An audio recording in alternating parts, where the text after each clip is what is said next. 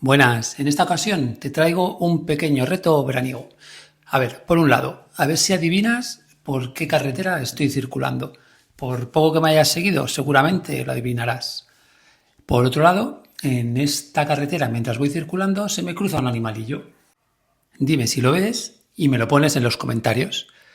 Por otro lado, te propongo que me propongas nuevos sitios que quieras que salgan en los vídeos. Por ejemplo, que hay una ciudad, pueblo, iglesia que mola mucho y no está demasiado lejos. Dímelo, intento colgarlo en los vídeos. Venga, pues suscribeos y nos leemos en los comentarios. Chao, chao.